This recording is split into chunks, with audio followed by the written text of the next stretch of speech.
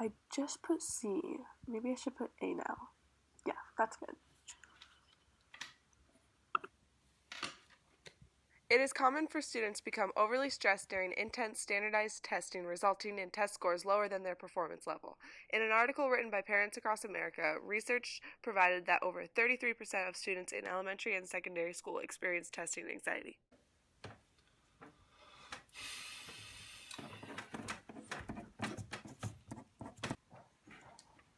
Another F again, Nicole.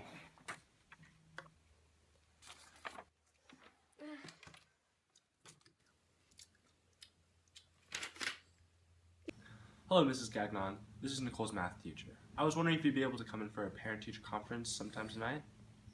7 o'clock? Alright, I'll see you then. Bye. Hello, Miss Gagnon. Hello, Mr. King.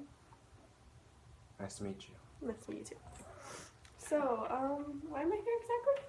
I brought you in to talk about your daughter's failing grade in my classroom. My daughter failing? Are you kidding me? This is not her fault. This is your fault. There have been several reform movements by the government that make sure you, the teacher, is evaluated for the student's performances.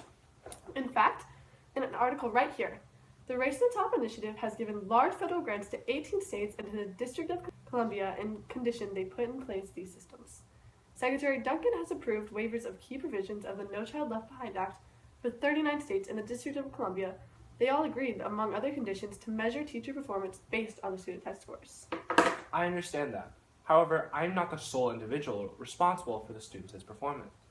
An article from educationpost.org lists the amount of people involved in the student's educational life, which includes me, the teacher, you, the parent, the principal, school district, states, and many more.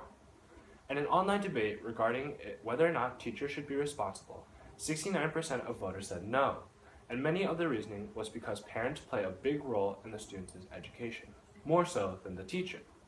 Out of the womb, the first word one hears comes from his or her parents.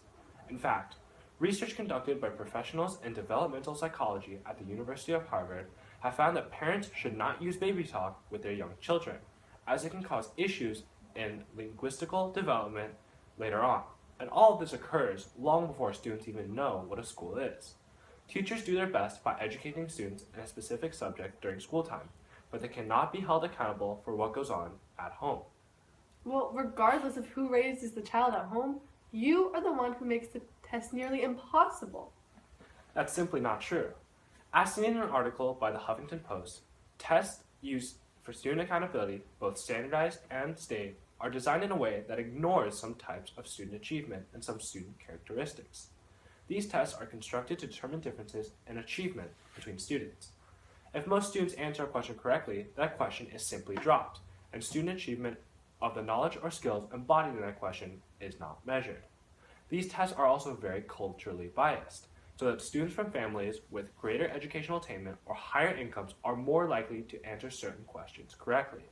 In addition, these tests do not take into account differences among individuals in their inherent ability, so that a very intellectually gifted student, for example, may score very high on a test regardless of the effectiveness of their teacher. But isn't it the teacher's responsibility to make sure the students are ready for their test on test day? The second major issue is that current tests are not instructionally sensitive. In other words, they do not differentiate well between students who are taught effectively and those who are taught poorly, so that student performance on the test does not accurately reflect the quality of instruction provided by the teachers to help students master what is being tested. So what's the solution to all of this?